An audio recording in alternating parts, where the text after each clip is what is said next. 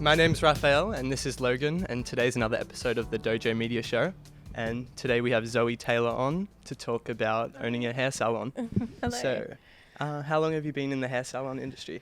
So I've had my salon coming up to 9 years this year, but I've been hairdressing since I was 16. So I was like, the math, I don't know, 17 years or something.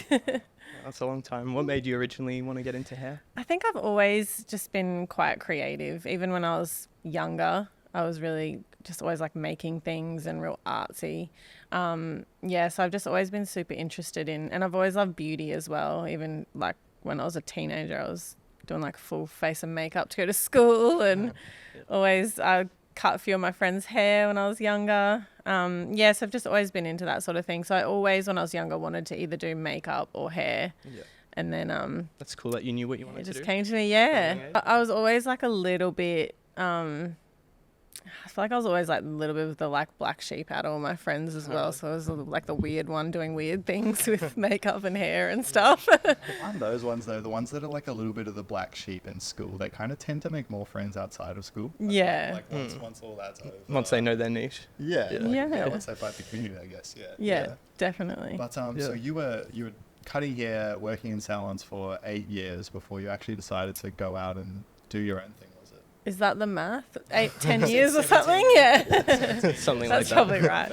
So yeah.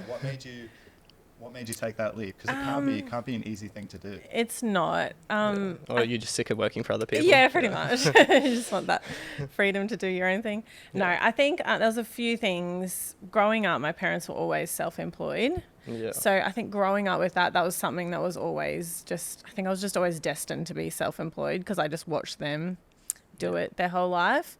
And so they would have been pretty supportive? Yeah, super supportive. And like I dropped out of school in grade 10 and because I was not academic at all. Yeah. And my parents were fully supportive of that, provided I went in and like got a trade and did something.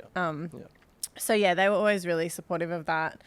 And I guess it just kind of came wanting to have my own place is like we joke about it, but like having that freedom, because there are like things that I like to do in hairdressing that have always probably been a little bit left field. So going into my own place to sort of express that. What sort of stuff like sets you apart from other hairdressers? So we specialise in, I hate using the word specialise, but we do vivids, like so bright colours, crazy, outrageous.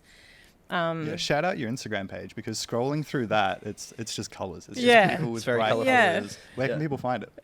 So it's Everlong Hair, Everlong_hair. That's and where are you based actually? We should get that out of the way. Yes, so I'm based at Redcliffe. Cool. By the water. By the water, it's a cute little salon.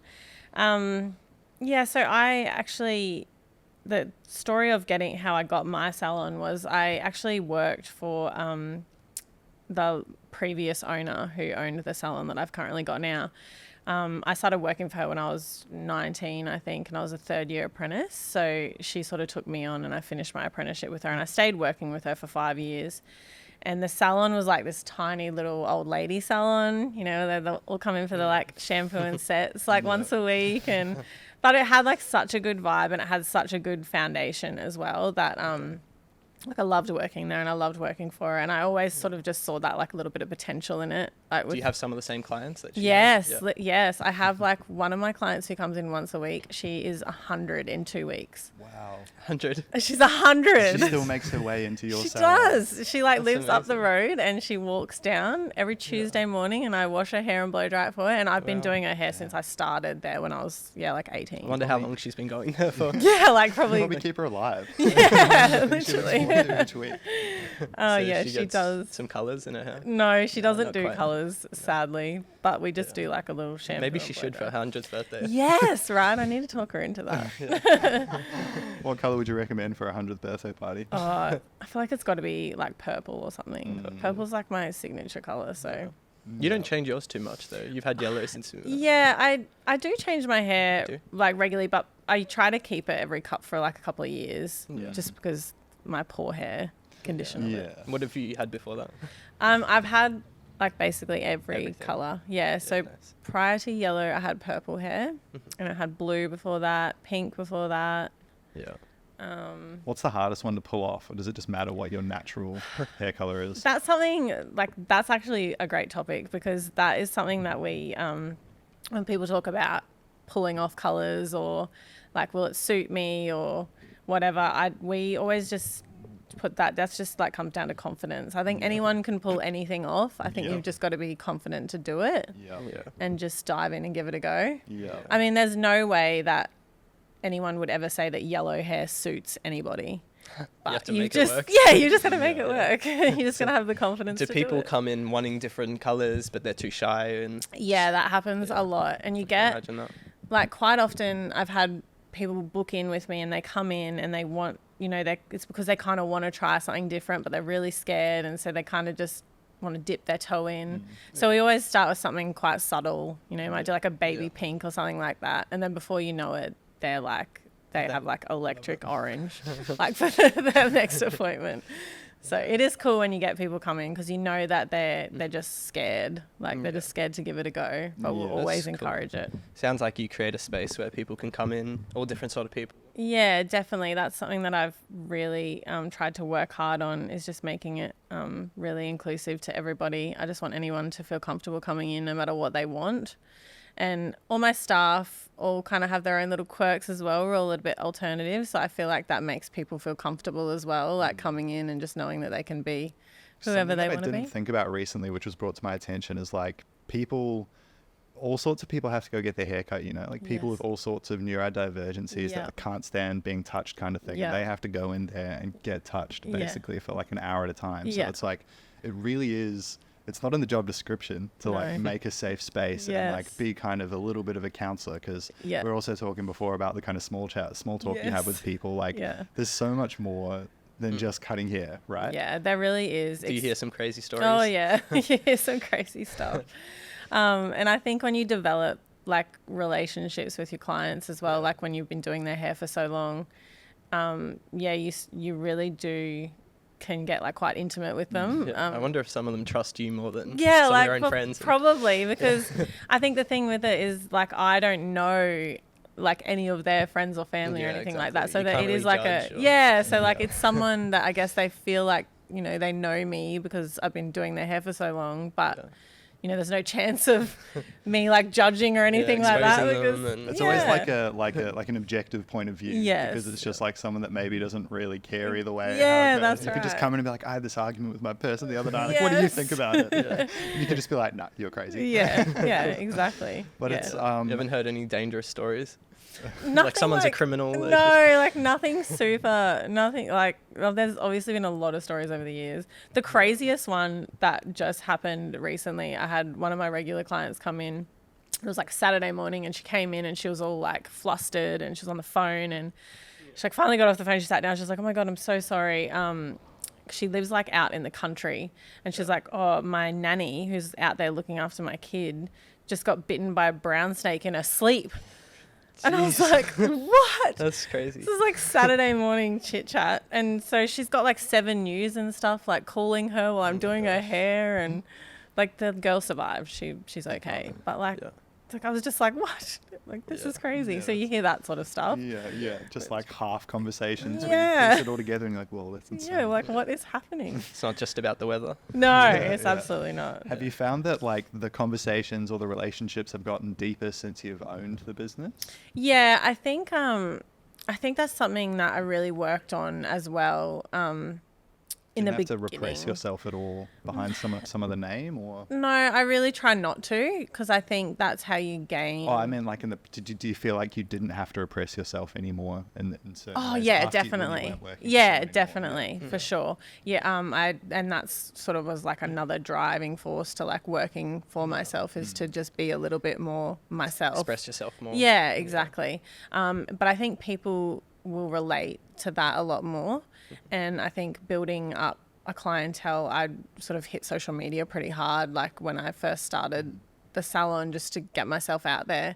And I find that people related a lot when I made it a bit more personal, so it's just things like, even if you do a post and, I can post like all the hair in the world, but then if you post a photo of like me and the girls, then everybody wants to interact with it, and like everybody wants to know who you are. And like a birthday post on social media goes through the roof. Yes. Always. Especially for girls. Everyone has a birthday. Yeah, exactly. Do you do all the social media? I do, but I've actually got my apprentice. She's like my little PA now, so she's helping me with a lot of the social media because it gets quite overwhelming. You look at it and you don't realize how much time goes into it. It's so much time and effort. Yeah. Is that where you get a lot of your work through, or in the early days, that's where it came through? Yeah, I think so. Yeah, that's what I did. Like sure, a lot of Facebook groups and like. It started, I started with a Facebook originally. I didn't even start an Instagram because like back then Instagram wasn't as big as it is now. It was like all about Facebook. So I did a few, in the beginning I did a few of those like boosted posts on Facebook where, we would like run a special and just boost it, and you pay like $40 or something and it gets spread to like 3,000 people in the area or whatever. And so it just kind of went like that. And then, of course, once you start getting a few clients through the door, then it's just word of mouth as well. Yeah. They go tell their friends. And what's the furthest people drive to come? I've had, I have one regular client who comes from the south side at the moment. I mean, that's a bit of a trek. That's a trek. But that girl I was just telling you about with the brown snake incident. She's like out near Toowoomba or something. So are we talking like 3 hours? Yeah. Yeah, she must love it. Like, honestly, people do get that attached to hairdressers, though. Like, my girlfriend, bless her, hasn't had a haircut, and like she's gonna have her first one in like over a year, like 2 days, because her hairdresser like moved country. Yeah, you'd like rather look bad than like go somewhere else. Yeah, that's it. I've driven like 30-40 minutes, and then I tried my local one, and I wasn't happy. So it's worth it. You go back exactly, and I guess like when I look at it, they only come to me like every 6 to 8 weeks. So if they're only, if they're traveling like. 45 minutes to an hour or whatever every 6 to 8 weeks, really, that's not much. Yeah. What did you have to do throughout COVID? COVID was pretty stressful. I think hairdressers kind of... Weren't they lucky? Yeah, we got off pretty easy in comparison. I suppose it's more, was it workers then? Because I know a lot of workers kind of just started like running shops out of their garage kind of thing. Yeah, I think... suppose you weren't in that position. Did you have to sort of like lay workers off or anything? No, not at all. No, I was pretty lucky in that regard. We didn't actually get forced to, in that first initial, I think when everything closed down for like 12 weeks, we didn't actually get forced to close down because they classed us as essential. Like, which was amazing. Yeah. I remember some people being a bit mad about that. Oh yeah, like 100%. And I can relate to that. It's pretty essential. Yeah. Needs a haircut. Everyone needs to look good to not be able to go outside. Yeah. It's like, but it's almost like that community thing that it kind of kept that going. Because it's like even... You've set up a safe space for like mostly women, obviously, but men, of course, have always like used the barbershop as a place to sort of convene and talk with the boys as well. So I think just everyone, you couldn't lose everything, right? No, and I think that's what people like. A lot of people, that was like the defense, is that like, but I need it for my mental health and like it makes me feel good, and especially when they're going through all that other chaos that was happening at that time. We were lucky. We'd come out of it, everyone would have crazy hair. 3 months without a haircut. There was we did some fun stuff in that time though, because people were like, I'm working from home, so let's go crazy. That's cool. So that was pretty fun. But we were lucky in that regard, and I fortunately didn't have to like lay off staff or anything like that. My staff just really worked with me, because we had never been in that position before. So they just kind of rolled with it and we got through it, which was good. They were probably just happy to work. Yeah, definitely. Yeah, they were just happy to know that they still had a job, because there was so many, I think in that original, like when that first lockdown happened and they shut everything down, there was like a lot of hairdressers especially that got stood down from their jobs because obviously the employers just didn't know what to do. Yeah. So, well, I thought the reason I asked you is because I thought there might be like a space issue, because I know I don't know how big your salon is, but I thought maybe there wouldn't be enough room to have 5 staff, right? There definitely was. We had to actually change like our roster during that time so that there was like less of us on at once, and we like extended our hours throughout the day so that there was less of us on, but we could still get the amount of clients in. And like weirdly enough, that roster stuck, and like we still do it now. So the girls absolutely love it. So they actually work 4 days a week instead of 5, and they just do like 2 long 2 big days. That's pretty good. Yeah, so they actually love it now. Longer So that was weekend. something good that came out of COVID. Yeah, there's that and like QR code, like ordering QR from the QR coded tables. That is the best thing. Not I don't having know why to. we didn't think of that until COVID. It's the best. Not having to go up to the bar.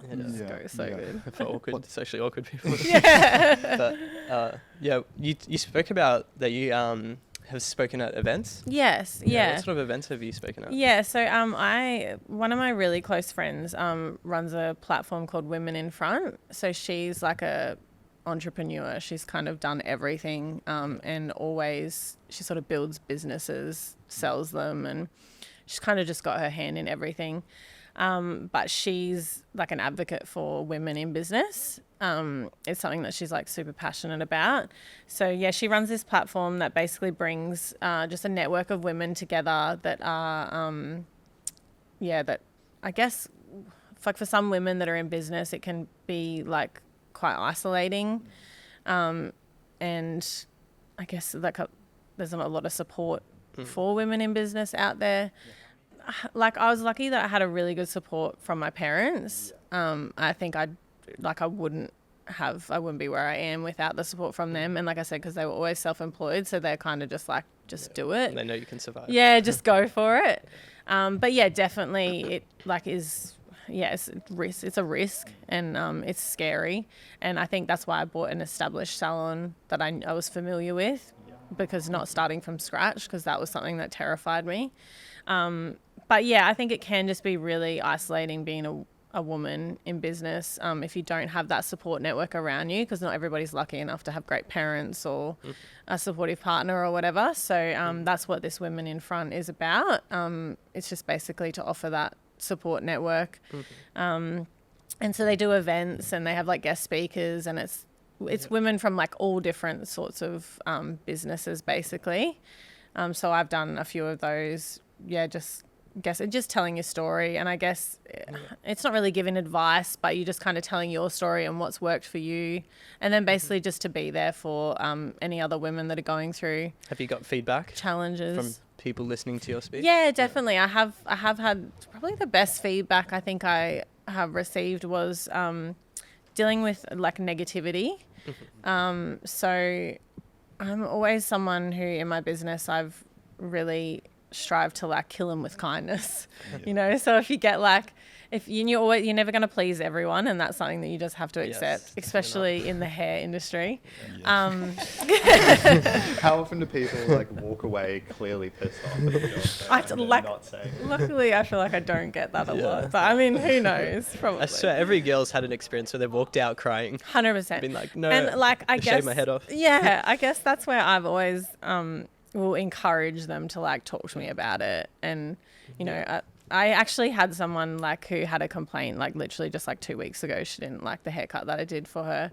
And I mean, that it kills me, but it happens. And I guess you just want to make them feel comfortable enough to be able to say, hey, I'm not happy with this, and then I'll always like offer like, to fix it. If they're not in that industry and they're trying to explain to you what they want, they might not know what words to use. It you can have to, be hard. Like, be intuitive. And definitely it can be hard. And I feel like something I struggle with is when someone, like I was saying, they come in and they want something different. They come to us for something different, and then you do that something different, and then they're like, I hate it. So just turn it back to what it was. Yeah, exactly. Yeah, it's all part of it. What do you do in that situation? It's like, it's not, you can't just sometimes fix it on the spot, right? You have to let it grow out, and then you just sort of offer a free, come back in a couple of weeks. Yeah, that's pretty much what I do. I'll just offer them, like a fix up, basically. Fix it till they're happy with it, because at the end of the day, that's something like I pride myself on my work, so I don't want anyone to be unhappy with it. And I think that that's a lot of the feedback that I've got from those like women in business events, is that, you know, I think a lot of people can jump on the defense really quickly if someone's like, you know, they take it as a personal attack if someone doesn't like what they've done, which is easy to do. You get offended, you have feelings, but you just have to you just kind of have to kill them with kindness and just do everything you can to make them happy with it. Yeah. And I think that keeps your reputation. That's great. Yeah. That's great. Good. Have you had any super awesome haircuts that like framed on the wall? Oh yeah. Any favorites? I got quite a few on my like personal Instagram is like where I if I post like hair on there, that's something that I'm like super proud of. That's it. So yeah, a lot of it is on my staff because obviously they're quite willing to do the crazy stuff. Yeah, I was going to say, who cuts your hair? Because the classic conundrum is like, who cuts the best hair? You don't do it yourself? Right? No, I don't do it myself. Yeah, just Staff? any of my girls. Yeah, I'm really not. Would you know how to cut your own hair? Like, yeah, but it's hard. It's awkward. Yeah. Like, Seems so hard. Yeah. Yeah. To get, I've definitely given it a go before. For And sure. how do you pull off this like half dye thing? Like, is that difficult? Is that, I've never dyed my hair obviously, so I don't know if it's easy to just do half of it. Like No, it patches is. or- It is challenging, yeah. And that's something like that's definitely like our niche that we've just perfected. A lot of the stuff that I do, honestly, is just winging it. Like you just kind of like, I don't know. There's no particular way to do this, so I'll just give it a go and hope for the best. It's the same as any industry, like to be creative and Exactly. experimental. Yeah, experimental. Yeah, That's you always it. want to Yeah. try something different. Sometimes you are going in a little bit blind and you kind of like have Absolutely. to act Can't play confident it too to the safe. person. Absolutely. Yeah, Fake yeah. it till you make it. Yeah, Fair enough. sure. Fair enough. That's pretty much And then it. at the end, you're like, wow, that actually turned Yeah. out good. The client's like, why are you surprised? Yeah, that happens often. You're like, wow, I nailed that. But it's a cool process. You have to have a vision. You Yes. know, see from the start to the end a massive Yeah. change. And It is cool. 100%. And it's good when someone Yeah. comes to you with a vision as well and yeah. you can like bring it to life. People say like, I've got a wedding, make it perfect. Yeah. They've Yeah. Do you got do a lot of events related hair? Or No, not really. That's definitely not. is that its own world? Yes, Yeah. 100%. Those hairdressers that do those like wedding up styles and they are top tier. Like, Yeah, that's yeah. just not something that that's so stressful. Yeah. That's Yeah, someone's weddings like are stressful. biggest day of someone's Even life. in our industry, weddings are stressful. Yeah. Oh yeah, of course. Yeah. And you're you guys dealing would with know. like bridezillas. So, Yeah. But like Yeah, and it's like women the that just peak. want everything to go right. and, Yeah. like, yeah. Yeah, it's like the Hmm. biggest day of their life. Like Yeah. that's just a lot of pressure. Fair enough. What's fair most enough. stressful for you as a business owner? I feel like just like managing staff is quite challenging. And like to be honest, in the last 12 months, I've probably had like my most challenging personal year ever. So that's been really hard to still show up. Like being a business owner, you've still got to show up, and you've got staff. You've got to show up every day, regardless. And be pretty like bubbly. Yeah, exactly. Regardless of your life blowing up in the background, you just got to keep going. And I think that can be really hard when you've got staff. Because they're relying on you. Do they bring their issues to you sometimes? Yeah, sometimes. But I mean, that's really not that's not a hard. It's not a Unless big it's deal. like obviously something to do with the salon. That's No, but that's good. They can be open to you, and Yeah, they don't feel like absolutely. they have to hide their private lives. and no, stuff. and I will always encourage them to talk. It would just be hard if everyone was having drama at the same time. Yes, it can be. And I mean, let's be honest, everybody's got shit going on. Yeah, for 100%. sure. But yeah, so that's been hard. I really felt like I kind of went through the last 12 months probably not paying as much attention. Yeah. So I think like my staff have probably really like they've been affected by that. So and it's just got to keep going. Got to keep showing up every day Start and just again. keep working through it. 2024, Yeah. Make this the year. Yeah, that's it. We were talking before about basically, this isn't throwing any of your stuff under the bus, but like you're never going to find or hire someone that loves your business as much as you do, right? Like they might love it 99% as much. It's never going to be quite as much. Yeah. A dynamic that's also hard to avoid is that like boss-employee dynamic. Yes. How do you avoid that, or is there still that, or are you best friends with your employees? I think that's something that I struggle with because One of the girls is like your best friend, isn't she? yeah, so my best friend's daughter works for me. Yeah. But I do struggle with that boundary because I want to be friends with them because I like them. Like they're cool people. Yeah. So I do think that comes into, it gets challenging when there are issues that they need to address or that you need to address, and it gets a bit awkward because you're friends, you know, and like you got to put like your boss pants on. That's probably something that I struggle with, to be honest. And I just encourage them to talk to me, really. Yeah. That's and all just have the hard communication. conversations. I think I've actually said that to them, like we just have to have the hard conversations when they need to be had. Do you think some of it's you projecting it, that maybe they view you as the boss and maybe they don't, or like you kind of feel it, or? Yeah, I think sometimes they kind of forget that I'm the boss, because I am like very hands-on. I work in the salon full time. Yeah. Like I'm on the salon floor. Is that because you want to? Yeah, 100%. You can't just sit back and watch. I mean, like, I'd love to maybe work one day less, but, you know, one day in the future. But I never want to, sorry? Would you ever open a second shop? No. Nah. Two? No. Yeah. One's hard enough? Yeah, one's good. I'm good. Yeah. We expanded my salon about 3 years ago. So I went from like I think I had 6 chairs in there, and now we've got 8. So we like doubled the size of it. Okay. So you can have 8 people in at once? No, we've got 12 seats now. So must have had, we had 6 to begin with, and now I've got 12. So I can have like 12 clients in at once. Nice. That must be busy. It is busy, yeah. So I wouldn't I think that expansion was just like perfect. That was what I needed. Just needed that little bit more space. But again, it's that whole, like, if I open another salon, like you were just saying before, like having someone that's you have to trust someone else with that other side that you're not going to be there for, and they're just never going to love it as much as you. Fair enough. And treat it the same.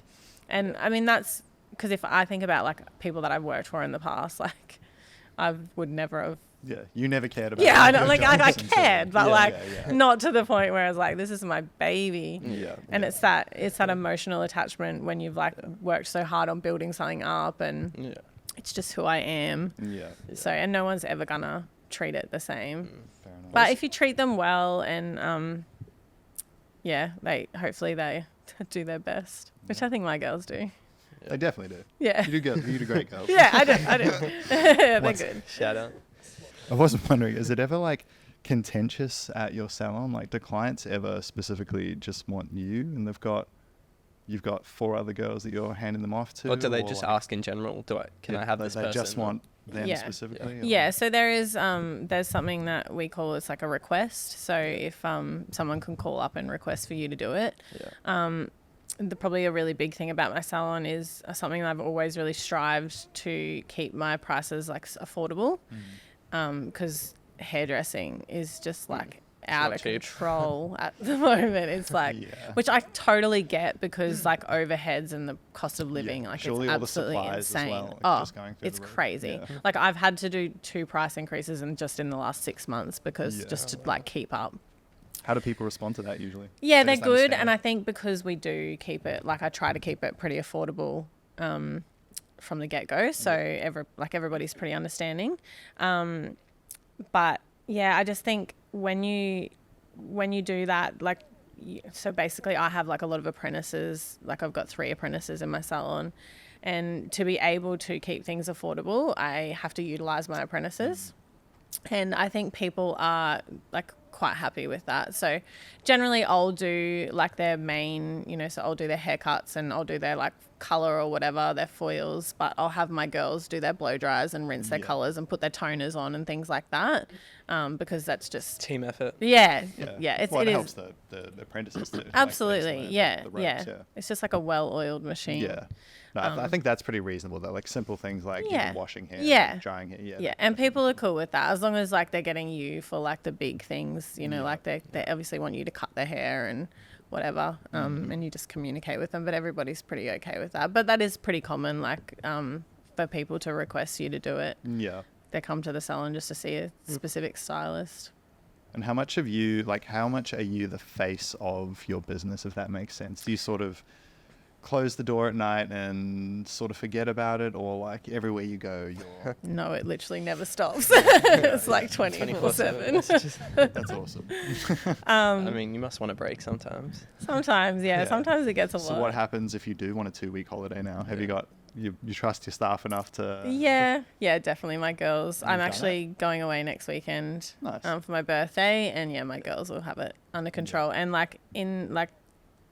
because it was getting so much, and like I said, I had like a crazy chaotic 12 months. I have recently, my 3rd year apprentice Paigey, I've taken her on as doing my PA work as well, which has really helped. Like, how long are hairdressers apprentices for? So there's 3 years. 3 years. Yeah, so it used to be 4, but they've dropped it down to 3 now. Do you agree with 3 years? Yeah, I think so. I like, as long as they're on the floor from the get-go, Yeah. Like, I was going to say, so it's practical. Like it's in a salon. definitely for 3 years. practical. You're not Do you have like to tell doing people a if class. it's like their first few weeks?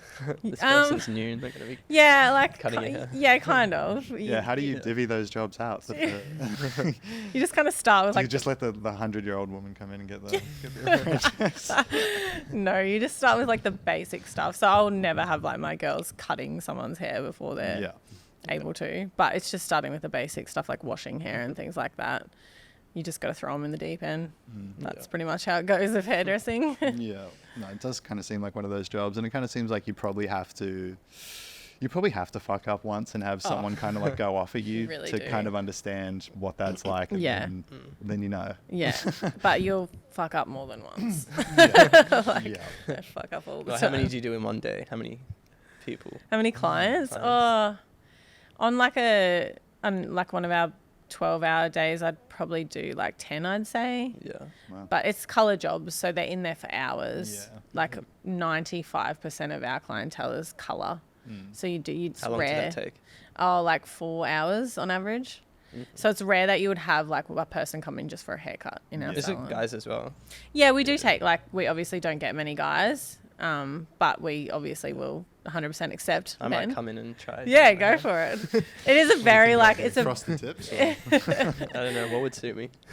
yeah, I mean, why don't you just, You got to own it. Like I yeah, said before. exactly. It's all Whatever. about confidence. Whatever it You want is. pink? Match your shirt. I don't usually wear pink. Fair enough. This is just something different. Bit of Playboy. Nice. No, it's kind of like, it is kind of just like bright clothing, right? Like it's, if you vibe it and you feel, if you look clearly uncomfortable in it, people are going to Yeah. know that it's weird. Exactly. Or know that you think it's weird, or, Yeah. or know that you feel uncomfortable. It's sort of like whenever we shoot a video, we kind of tell people it's better to do too much than not enough. So it's like Yes. if you kind of if you do get a crazy hair color, like go wild with it. Yeah.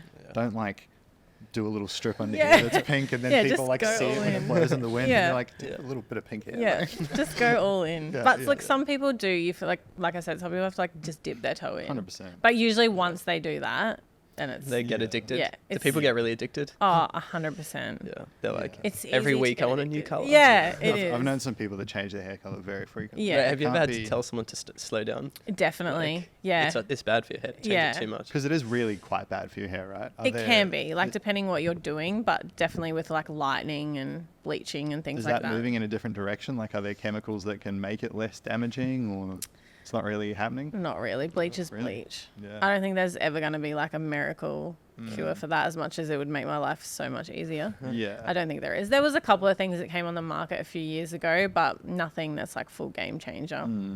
It's at the end of the day, you're putting chemicals on your hair. Yeah. Yeah. And what's a general rule? Like, I've always heard for my hair, it's probably bad to go really bright. Like, if you have dark hair, don't go bright, kind of thing. Yeah. Is that a rule? Or? It's more just like it'd be hard. So the darker your hair is, the harder it is to lift it. So if you got like black hair, to get that blonde is extremely challenging. What are like 3 top tips to getting a wild colored hair? To getting wild colored hair. Or things to consider anyway. So Things- anyone that's yeah. listening that kind of thinks maybe I want yellow hair. Yeah. Do it for a start. Do it. But I guess it's the maintenance. It's that you like, for it to look good, you kind of have to maintain it. You can sort of Meaning let it. what? Meaning, so for example, my hair, I kind of refresh the yellow like every 3 weeks. Weeks. Yeah, because it just starts to, it Does fades. it go like orangey. No, it just goes like a light, wishy-washy kind of blonde color. And because I'm obviously a bit of a perfectionist with my hair, I like it to be like perfect. It's got to be like vivid and perfect every single day. So, but there are colors that you can get that fade out nicely. So you might, there's some colors we put on that are like purples and they fade out to like soft pinks and stuff like that. So that's quite nice. But I think the maintenance is like a big thing that a lot of people, if they haven't had bright colors before and they have it, then like that can be quite shocking. They'll be like, oh my God, just washing my hair and it's just fading. Like, Yeah. and it's like, that's totally normal.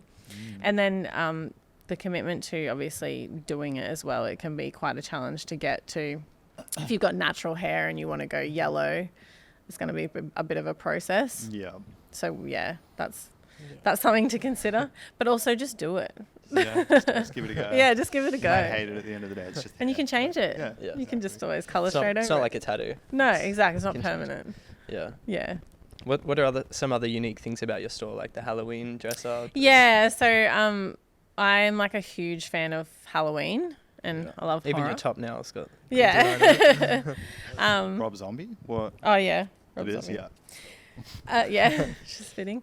But my salon is actually named after a Foo Fighters song because I'm a really big music lover. So, but nice. yeah. So Do you play different music in the shop? Yeah, our playlist is like 100 hours of it's just chaos. Like it goes from Britney Spears to Metallica. That's what you need. Yeah, but it's great. Marty's vibe's a bit like that. So yeah. Walking at any different time, it'll be something crazy going It's on. good though because we get a lot of compliments on it. And like I said, we've got like my little 100-year-old lady who comes in. What does she like, Metallica? So, I'm sure she vibes to Metallica. But yeah, so I've got the Beatles on there and Rolling Stones and stuff like that for the older ones that enjoy that. And we get compliment on it all the time, which is like the biggest. Yeah. I love that. Getting complimented on my playlist. Is there nowhere, so what made you feel like you had to be the one to do this? Is there just nowhere else that really does this kind of thing around?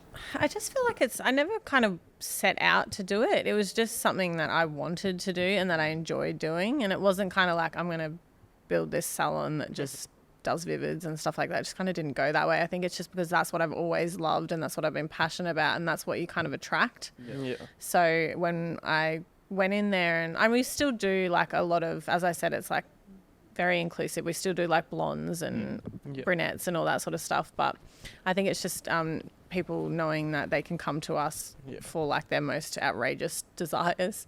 And I didn't set out to do it. It's just something that I loved and I've always had pretty crazy hair myself and it's just experimenting with it. If anyone's the one to do it then. Yeah, exactly. And I think it's like social media is a huge thing when you post basically what you want to attract, right? So what you put out there is what you're going to get. So I just started posting a lot of like my crazy vivids and stuff, mainly just for me because I thought that was so cool. But then like people just come and then it just turned into this like thing. It was organic. Yeah, it's very, very organic. And like I was saying, it's quite personal. I think people that do feel like maybe they're a bit outcast or whatever, if they see someone like me on social media and they can like relate to that and then they feel comfortable. Like I said, I'm a really big big music lover, big Halloween lover. So my shop kind of reflects that. And like we do like crazy dress ups and stuff for Halloween. We always have like a different theme and people What was last year's theme? So we had Johnny Depp last year. Right. So we all did like a Johnny Depp character. Yeah, what was the best costume? So one of my girls went as courtroom Johnny Depp. So she was in like the suit and she had this like mega pint. Like Amber Heard court. Yeah. Someone had to. Oh, it was so good. She had like the mega pint. She drew the beard on and stuff. She won for sure. I was just thinking like Edward Scissorhands, but I did that. Someone went real deep. I did Edward. Do you have pictures? Yeah, I'll totally. see that after. That Yeah, would be awesome. yeah. It's all on socials. But like our clients like really like live for that. They love it. So they know that it's like coming on like, oh, what are you doing for this Halloween? And then we do like dress up. Hey. Do the clients dress up? No. We encourage it though. Got to do a party. Yeah, definitely. And then we do like a Christmas dress up as well. We always get like matching Christmas dresses and do something fun with that. That's nice. Anything for Easter? Yeah, we did once. One of my girls wore like a rabbit like onesie. Like That's all cool. day. She had it on like all day. Must be hot. Yeah. It was like Peter Alexander. Like Nice. yeah. Nice. But that was fun. Where did the Halloween thing start from? So you're just a lover of it? Was it hard to convince the staff to dress up? Because Australians not really... It's getting there. Right. I feel like it's getting a bit there. better. Yeah, It it's was getting such better each bad weather year. last Halloween. I think each year it gets better. Okay. Yeah, I think it's the same thing. Like my staff are kind of like a bit quirky as well, so they're all like really into. They all love that sort of stuff. Yeah. They love dressing up, and it's just kind of if you're gonna come and work for me, I feel like you know what you're in for. I've actually got it in my policies and procedures book that it's like we do have dress up days and you must participate. Or else just don't come in that day. Yeah. So yeah, That's good. they know what they're in for and they love it. Yeah, No someone one wouldn't really want to come and work for you if they wanted the most basic normal job. 100%. If you want like to work in a vanilla salon that does blondes all day, I am not your girl. Yeah. What's been the best part about it then? The best part,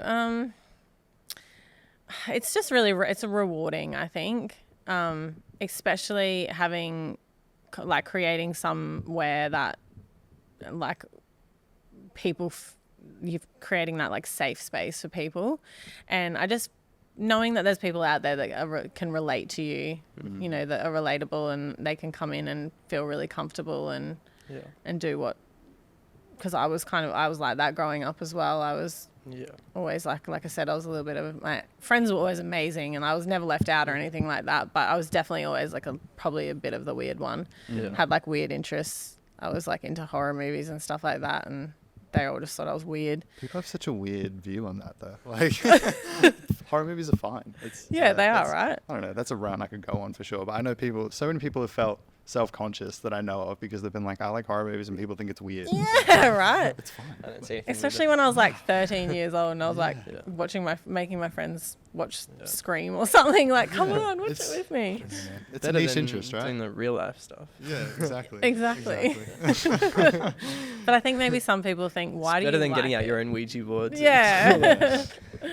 But do they think that maybe like, are you secretly a serial killer because you like that sort of stuff? They definitely, I don't know where the association comes from, but they definitely think that. Yeah. It's like right? maybe if you're out there like cutting birds' heads off, Yes. maybe a little bit more, but I'm not, just cutting hair. It's amazing that you started. Did you say? Just cutting hair. Very cool. It's amazing you started something that wasn't really there for the first time.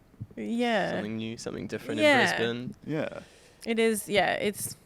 It's been a wild ride, but it's very rewarding, and it's awesome to like when I reflect on how far we've come and what we've done with it. So you wouldn't think like that many people would want it, but if you're the only one, there's bound to be enough people. Yeah. You wouldn't think it'd be. Yeah. everywhere if Well, I'm it's not going on everywhere. 9 years strong, so so and we're busy. We're always booked out, which is great. That's crazy. Almost a decade. Yeah. What have been the biggest lessons, like biggest business lessons over the course of a decade? I feel like How much has the world changed? COVID was a massive lesson, and I guess that was a lesson of like you just never know what's going to happen. You never know what's around the corner because nobody expected that the world was going to shut down. It's still pretty crazy to It is, right? You think Yeah. about it. It's just, So I think that was a massive lesson. And every day I'm like learning something new. And there's things that That's a great mindset to have. Though. Yeah. I look back on things from like, 4 or 5 years ago where I'm just like, I can't believe it. Like that's how I did things and that I was doing it like that. Cause you just learn each day is like and you got to learn from your mistakes as well. So yeah, there's like fuck ups that happen and you just got to learn from them and keep rolling. I think the last 12 months has been like a really huge like shift for me in that regard. So just getting back on top of that and just diving into my business again and Awesome. paying more attention. And you've always pushed you said you push alternative style basically. Yeah. That's kind of what got you into starting that business. Yeah. Have you noticed the world changing in any way? Like is the Definitely. world getting more Yeah, alternative, definitely. more accepting of alternative things Definitely. anyway? It's not uncommon now to see people with like crazy bright hair. Yeah. I feel like 10 years ago, if you had like that really bright hair, it was shocking. That's what I was going to ask. Is there customers that you wouldn't expect to come in? Yeah. So you expect these alternative people to come Yeah. in. Surely every now and then. You do. Some corporate person. You do. Yeah. You definitely do. Like there's a couple of them, I've got that are like in office jobs and stuff like that. Yeah. But, so they have like nice natural, but then they have this like undercut with like this crazy rainbow color underneath. Because like I can just keep that covered. It's like they just like want to experience that little bit of the wild side. But I feel like the world is it's so much more accepting now of That's good. being different. This could be deep, but does that like help someone like you find your place a bit more, you think? I feel like it could help. I think I've always kind of Confident in your own I've been skin? pretty confident my whole life in myself, and I've felt like I've always kind of known who I am. That's never really been, and like I said, I've always had a close friend group, and they never like isolated me or anything for being a little bit different or whatever. So I never really experienced that, but I know that there are a lot of people out there that do experience that sort of isolation. So I think, salons like mine, and just having that safe space for people to experiment. And I think with the world going how it is great for people like that because they can be like a little bit more comfortable in their own skin and not trying to sort of like dull themselves down. Yeah. I think that's something that a lot of people do. is that they sort of just like dull themselves a little bit to suit everybody else around them. Yeah. Which is just something that I'm just always just like, no. Well, 100%. Like we've said it heaps of times that sometimes it is working for someone else that can make you do that, because you are repressing yourself a little bit. Yeah. Like, not to, shit on everyone that works for someone else. Yeah. 'Cause most of the people do. But Yeah. it's like, yeah, there's an element of that. If you work for someone for so long, you're not able to express yourself in any degree for so long, that you are just going to kind of essentially lose that part of yourself and kind of forget how to express it. So it's even important having a space, whether it's going to a hairdresser like for a few hours once every few weeks, or just like go into a book club or something. Like you need something to at least let. Some people's only creative outlet is their hair, you know? Exactly. And it's like, and it's also, this is also another complete flip 180, but like a lot of people hold their trauma in their hair apparently. Yeah. Like there's a basketball player I know, and he had this like wild hair for ages, and he said that it was, he kept it like that because he'd been abused, like sexually abused as a kid, and he just didn't cut it ever since that day happened. Yeah. And it was like, so he just carried it all there. Yeah. Then he finally cut it, and he's like, wow, it actually felt like I let go of this entire part of me. It's so true. And a lot of people going through changes in their life as well, that's something that they will take control of is their hair. Like I said, I cut a divorce. I cut my hair recently. I think I was having like a little bit of a quarter life crisis. I was like, something just needs to fucking change. and it's something that you can control. So you're like, I'm just going to do this. That's like a big thing as well for like a couple of my clients over the years. I've had people that have illness, cancer and things like that. Midlife breakdowns. Yeah, that as well. But people that have illness and they come in and they're losing their hair from chemo or whatever, and they're just at their wits' end, and that's when you'll just be like, just shave it, just take control of it. Like, you've got to do that. And once they do that, it's like that freeing kind of thing. And obviously midlife crises, divorces, all that sort of stuff, it's taking control, and that's something that you can do with your hair.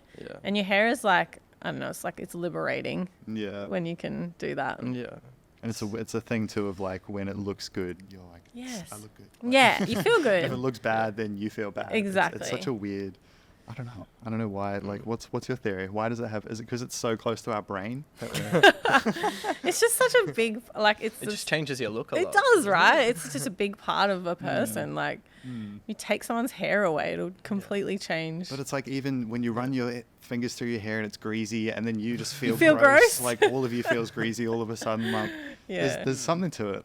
I'm sticking with that. It's because it's so close to our brain. It's so close to all of our nerves. Yeah, we'll go with that.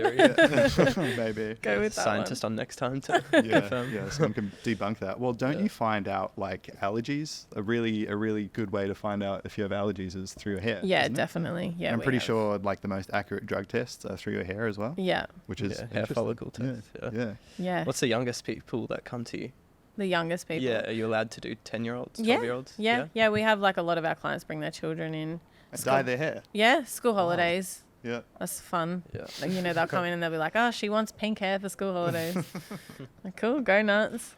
Have you ever had to talk someone off a cliff?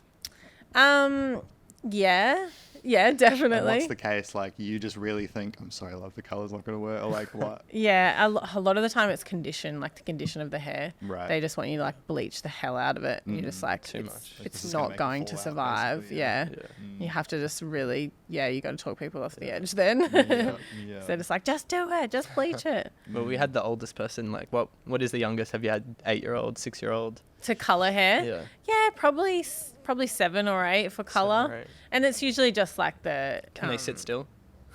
Yeah, sometimes. The little girls are usually the best because they're so excited. Yeah. Especially if they're like getting a bit of fun colour on the school holidays or something. They're super excited. It's like a whole experience for them. Yeah. Do you remember your first dye? What changed it all for you? My first was just at like home. Yeah, the old packet dye. Yeah, my mum just chucking a packet dye on. I did a few of those. Yeah. I think when I was a kid, I had the spray one. Yeah, that was that too. I remember trying to go blonde once when I was younger, and putting like a packet on it. Never works as well. It didn't go blonde, and I was like, what's happening? Like, now I know all the science behind it. I was like, that's ridiculous. I was trying to remember a question, and this might sound weird, but what is it like dyeing Asian hair? Because in New Zealand, from New Zealand, so many Asians in Auckland where I was. They all tried to dye their hair blonde, and it would always go like an orangey color. It's like I was saying before, like the darker the hair, the Yeah. harder it is to lift. So generally that Asian hair is dark, very, very dark, and it's very, very So is it just like the first day you do it, it is actually great, and then just like a few days later it's No, terrible, it's like getting it to that getting it is lift. hard. So it would just take a few goes to get there. But then of course, the more you do it, the more you compromise the hair. I guess every nationality is a bit different. It is, yeah. But like it's just that thick, dark hair is going to be the hardest to get. So if you've got someone like black Asian hair that wants to go like platinum blonde, Yeah.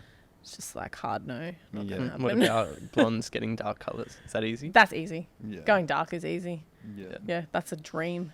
The blonde person walks in, you're like, oh, today's easy. Piece of cake. Yeah, they're like, I want to go dark. Done.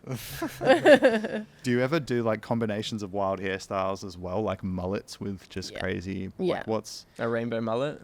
Yeah. rainbow mullet? Yeah. So one of my girls who at the moment we always go crazy with her hair. She's got a mullet.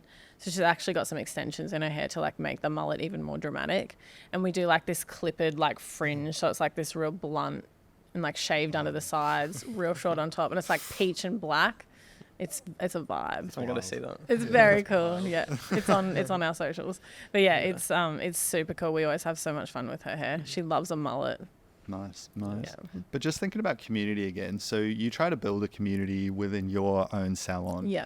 Is there a community of salon owners or hairdressers or anything like that? Like, do you go to monthly functions with other business owners outside of the woman in front Yeah. kind of thing? Not so much outside of women in front, but obviously there's heaps of salon owners that go to those things. So I do network with a lot of them. Do you know a lot of the industry? Yeah, definitely. And especially locally.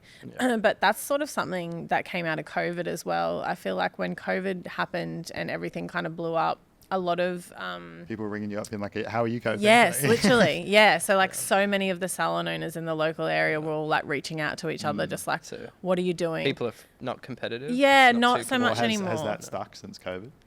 Yeah, for sure. Awesome. Yeah, so I know lots of the Do you ever recommend people to other ones? yeah, for sure, that's nice. absolutely. Especially when there's like if it's something that Like is if just they want something you guys don't yeah, specialize in. yes, Yeah. for sure. So there's a salon down the road from us, very different to us. They're like very like the blondes, beautiful. They do like the beautiful blondes and the balayage and stuff like that. So if I have someone come in that's the vibe, then I'll be like, you need to go and see them. Yeah. Because they'll do it so much better than me.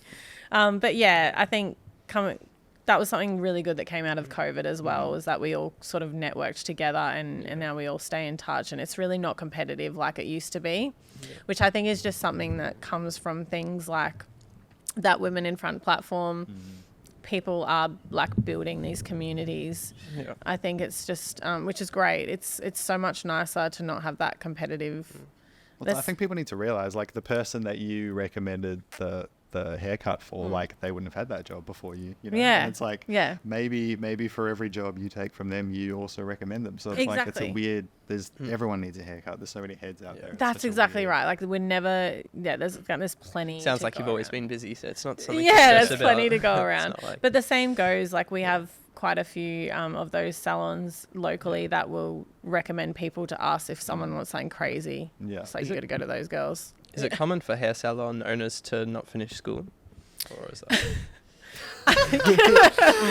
I think that is like, That's rough, but I've definitely made a fair few Right. cases that haven't. that's just like that stereotypical. I'm an advocate for that because I didn't finish school. Yeah, I'm not saying yeah. that in a judgmental way. But that's that stereotypical like hairdressers are dumb or whatever. Well, but it's also, I think, like, you kind of sounded like you knew that's what you were going to do anyway. So Yeah. I'm sure, Yeah. yes, maybe there are some that just kind of do it because they Yeah. have nothing else to do. Yeah. I'm sure there's also some where it's like, why keep going if you literally know?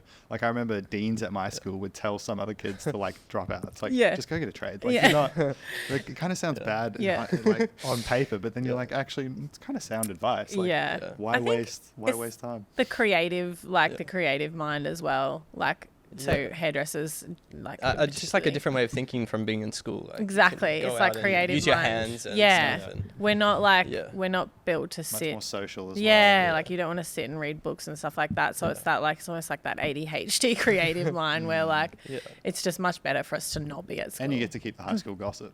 Yeah. Exactly. Have you had Gossip people from never your high fades. school come in?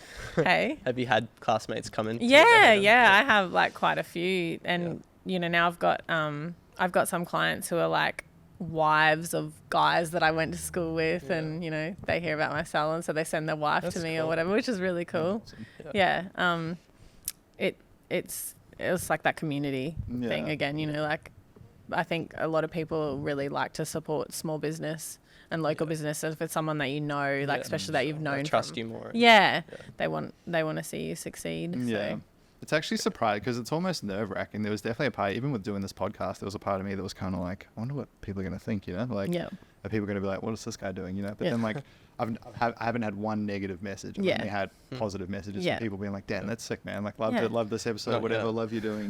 We'll get some hate, I'm sure, at some point. But, it's like, it's the same thing with starting a business. It like, is. You probably imagine all the bad scenarios, but realistically, people are only going to say they're stoked for you. Yeah, exactly right. Most people are super supportive. I think it's just that, like, it's just human nature to focus on the negative, right? But you look like the type of person to have this business. Yeah. You know what I mean? Yeah. But if you get you can get 10 5-star reviews and you get one 1-star review, and you will just fixate on that 1 star. The 10 good ones are just like irrelevant because you just, well, I know that's what I do. Yeah. Just like fixate on the negative. But most people are super supportive, and especially these days of small business, because it's hard, and most people know that. Yeah. And it's tough days. Yeah. I mean, everyone's struggling. What in hairdressing or what in the hair industry has gone up the most? Do you know what is wild is gloves. Like gloves is wild. Never thought of that. The price that has gone up in the last 2 or 3 years. We used to get I can't even remember. We got this a box of 1,000 or something, and it is over tripled for just gloves. And that's something that we use. COVID. Yeah, yeah. COVID, yeah. Up to those glove prices. Yeah, it did. That's something that How many do you go through a day?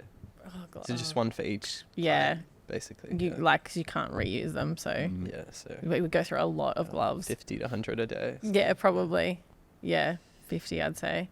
Yeah, that's something that's crazy. Yeah, price increase that you don't think about. Yeah, you think color and stuff like that, but gloves. I thought you were gonna say ink or something, or like shampoo, something like that. But gloves. Gloves. It's so random. Did you have any idea how much money running a salon actually cost before getting into it? Did you seek lots of advice, or did you just kind of dive in blind head first? Probably dove in blind, but my mother is a bookkeeper. That helps. Yeah. So I wish my mum was. Yeah. Damn you, mum. Yeah. I feel like I really got the upper hand there because that's where so many people struggle. Oh yeah. So I if she wasn't a bookkeeper, then I don't even know what position I'd be in. But so from the get-go, she was had everything outlined for me. Yeah. And I know so many people, particularly in small business, when they start a business, they end up in so much debt, with ATO and things like that, because they just literally don't know how to manage it. Yeah. And because I had my mum and she's, I said, she's been self-employed. She's run businesses her whole life. So she kind of, from the get-go, knew, had it outlined for me and had it ready to go. So I was really lucky in that regard. But so far as me knowing what I was doing, absolutely not. Just knew how to cut the hair. Yeah. Other stuff along the way. Yeah. So how long did it kind of take for you to actually find your footing? Because I bought an existing salon and one that I'd worked in for 5 years. But no one who was there stayed, did they? I had one of the girls who, when I worked there, she was an apprentice and she got qualified just before I bought the salon, and she stayed on with me for 12 months, I think. That's pretty cool. And she went on she actually owns her own barbershop now. Oh, nice. So that's really cool. But I think because I had that foundation and the clients already knew me, so it wasn't I feel like when in business, if someone comes in and takes over a business, a lot of the time if it's a stranger and they come in and they just change things and do things completely different, you obviously lose clients. But because I knew the clientele, they knew me, we already had that little bit of trust.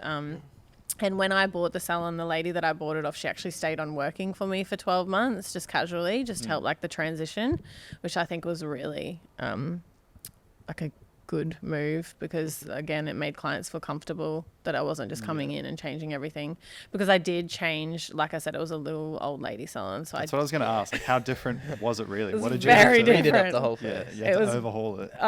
Complete overhaul. It was like full on old lady salon. So day one, you bring in some like Rob Zombie pictures. Yeah, literally. I think like the what? first thing I did was like put up a black chandelier. Just like pop that up there on the first day.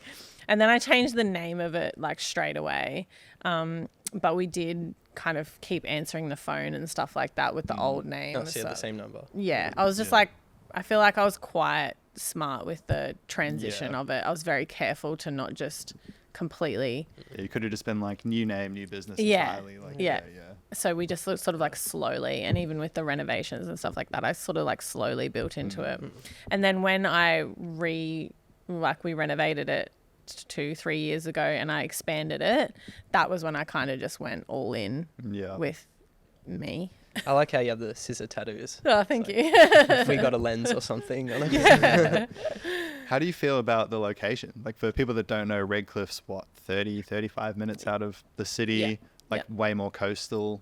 Yeah. How do you find that compared to something that's a bit more like hustle bustle? People are pretty open-minded out there, aren't they? Yeah, it's a slower community. pace. It's pretty old community, isn't it? Like, yeah, it is definitely growing in the last 5 years or so. It's quite massive now, and there's like a lot of like those big high rises going up, and a lot of the older. I think people want to live by the ocean. Yeah, it's a great spot. Yeah, it is a great spot though. It's beautiful. And I think it's like almost like a bit of a hidden gem, really. Like, not that many people know how nice it is out there. Yeah. But I grew up in Redcliffe, so to me, like, home. the city hustle and bustle is not my vibe at all. Yeah. I don't know anything about that life. Redcliffe is so different to most of Brisbane, isn't it? Yeah. It feels like it another reminds me city. quite a lot of New Zealand, to be honest. Yeah. Parts There's of a lot of Kiwis out Auckland, there. for sure. Yeah, I know a few Kiwis out there. Yeah. That's not the reason why. Like, it's just, I don't know. It's very, I don't know. I like the It's that lagoon main though. place it reminds me. Yeah. Nice. And they have, I've never done the inflatable course that they have there. Yeah, so that's but I like want to. right near my salon. Yeah, right. Yeah. Yeah. Because I go there, I know a few people out there. I used to always go to the markets as well. Yeah. But, Yeah, have it you is. done It's the a inflatable cool course? spot. No, I wanted to. I know it. Have you done it? No, I haven't done it. It looks fun. It does look fun. Looks It's cool. like, it's the Maybe we water. should do a though. like team bonding trip with Yeah. the girls one day. Do you guys Yeah. ever catch up outside of work? Yeah. Yeah. Do you do like anything like that? Sort of Yeah. activities together? Yeah, I do. We do always, like, I do always try to, every year we go down to like the hair expo in Sydney.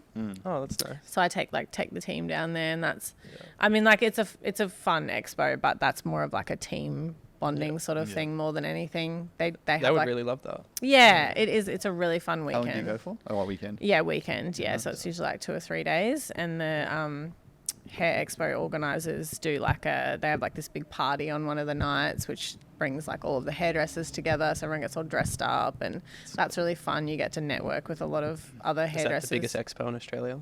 For hairdressing, yeah. Oh, wow. Yeah, for sure. So that's something that we do. I also try to throw every year we have like a fun Christmas party, and we always try to make it something totally We've got to have random. our Dojo Christmas Yeah, party just one like day. just with the two of you. No, our goal is to have more staff and do our own party. Our goal is to have staff so we can have a party. Yeah. Just for the party. yeah. But do you like to look into other hairdressers and have a look, salons, and see what Yeah. they're all about? Definitely. And I mean, social media is great for that as well, because Yeah, you can just you can flick go through on it. and see what other people are doing, and yeah, for sure. Are there I any love- that you just love? that I love? That you follow? Yeah, so there's a salon, well, she's just like a one person, and her name's Jules, so it's called House of Jules, and she is just like, she's so incredible. She's so talented, but she's also hilarious, and she's just like such a unique, like, free spirit, and she does the craziest stuff. She's someone that I really look up to. Is she in Redcliffe as well? No, she's in Brisbane Right. somewhere. I think she's just recently moved. She was she did have a salon. I can't even remember where it was, but she does like a lot of education as well. So she trains like other hairdressers and things like that. Yeah, I've noticed a few hairdressers are having cafes now. Yeah, Inside it's the such a good idea. Yeah. Like, it's such a good idea. Service. Yeah. Yeah, well, I mean, definitely. I got offered like a free beer or coffee last time I went to one. I was like, Yeah. you can justify hiking the prices up a bit. Yeah. And barbershops do that. Like, Yeah. a lot of them have, like, complimentary beers and stuff like that, which is really cool. Yeah. There's also another salon in the UK. She's in London, and I feel like she's me over there.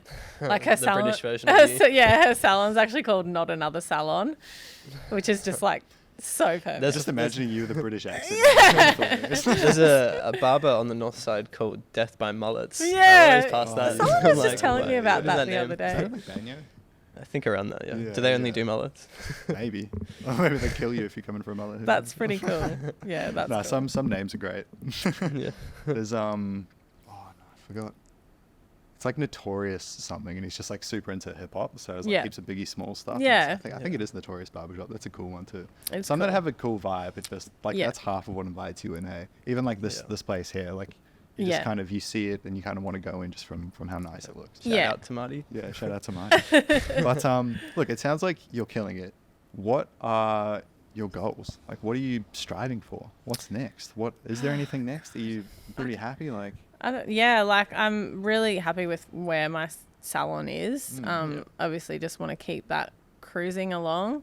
maybe get to a point where you can like put your hands off a little bit. Or... I would love to take a bit more of a step back so I can focus a little bit more on the other side of the business. What side's that? As in Marketing like and- marketing, Yeah. admin, social media, all that Yeah. sort of stuff that I actually need a PA for now. Yeah. But I would love to. I could never not do hair because I really do love doing hair. So I never want to get to a point where I'm not actually doing hair in the salon, but like maybe just doing like a little bit less of it. Yeah. But last year I did dabble in doing some education. So I went down to Melbourne and did a masterclass with my girlfriend that owns Women in Front. And we did like a hair and business masterclass. So I actually did like a vivid demonstration like live. Yeah. And that was really fun. Yeah. And that was cool because it was just me showing people what I do every day in the salon. So it was actually easy. Like I was Yeah. really stressed about doing education, but because I was just like, it's just doing what I do every day. How many students did you have? I think we had 20. Yeah. Yeah, which was great. So I'd love to do more of that. Yeah. Hopefully we can do a bit more of that this year. There's someone I did some tutorials for earlier in the year. Chelsea Domain, her name is. She specializes in curly hair. I think Yeah. she's from Tasmania, but she just like drives around in a little like combi van. Yeah. And does that. Like Yeah. just goes and does little like pop-up workshops Yeah. basically. It's That's great. an awesome way to do it. Yeah, it is. It's great. And it's such a good way for like other hairdressers to broaden their horizons too. I remember. Do you want to learn other styles? Or are you happy with what you know? I always With your niche? Or Yeah, you- I'm definitely happy with my niche. I would just love to keep Yeah. getting better at it. Like who doesn't want to get better Yeah. at what they do? So that you can always learn. Like hairdressing is something that's constantly changing as well because of trends. Yeah. Like things can go in and out. So you've got to just constantly keep on the ball. And with hairdressing, like once you kind of finish your apprenticeship, your training's really just up to you and you're like your employer. Yeah. You don't go back every couple of years for refresher courses to like know what's going on with trends. It's just something you've got to keep up with. Yeah. Yeah, it's an interesting point. Someone sort of brought up a similar thing to me recently that business owners like don't actually get training, or you don't ever get training except for like the first 2 weeks you're on a job. And Yeah. then it's kind of like now it's up to you. It's Yeah. like, but everyone needs training. Like Yeah. people that run big billion-dollar businesses need training and things. Yeah. Like it's Absolutely. Yeah. You can always be learning new things, like for sure. Stay curious. Never stop learning. What's up? Yeah. What's up? I was going to say, I remember just out of weird places and awesome things that hairdressing can take you. Like there's 2 instances of people back in New Zealand. There was a hairdresser that I used to have who moved to India to start teaching classes like sporadically, teaching like poorer communities essentially and trying to give them jobs. And then there was another one who is called, I cannot remember the name of the shop now. He's still running it, but he donates half of his proceedings to like sex trafficking and Wow. that kind of thing. And it's like, wow. It's, Can you say about someone who cut hair in jails as well? yeah. One of It's an my interesting really good friends' cousins goes into like juvies and teaches Indigenous kids how to cut hair, but also Wow. like he uses it as a kind of a bonding tool because they're like these aggressive kids that don't Yeah. really want to talk to anyone. So if this other big guy who's kind of intimidating walks in and then kind of like opens up to them, they obviously open up back to him. And yeah, so he's teaching them skills, but also just like counseling them a little bit at the same crazy, time. hey? Would you want to go into anywhere like schools or any other environments? No, I don't think so. But like, I would teach more education. So if that was in schools or whatever, like I could definitely do that. Obviously, education, what I do, so like Vivids. But yeah, you get like a crazy Guinness World Record of like most people dressed up in Halloween costumes as they get their haircut or something. That would be like definitely a goal of mine for sure. Make it happen. Yeah, absolutely. Oh, awesome. I've had an awesome time chatting with you. Any parting thoughts, anyone? Or Thank you. Anything? Any message? Yeah, we always ask for any recommendations for someone else wanting to start the same business. Like your network and your community. I think that's a really huge thing. It's hard to do it by yourself. So if you're starting out, definitely surround yourself with like-minded people. Seek your community out. Like I was saying, platforms like Women in Front. There's a lot of platforms out there like that. There's a lot of support, and I think you just got to find it. And I think that's how you'll succeed. It's so hard doing it by yourself. Yeah, you can only get so far. Yeah. Awesome. Well, thanks, Marnie. Thanks, Catalog Music. And thanks, Zoe. Cool. Thank you. Thanks for having me. Thanks for listening. Bye-bye.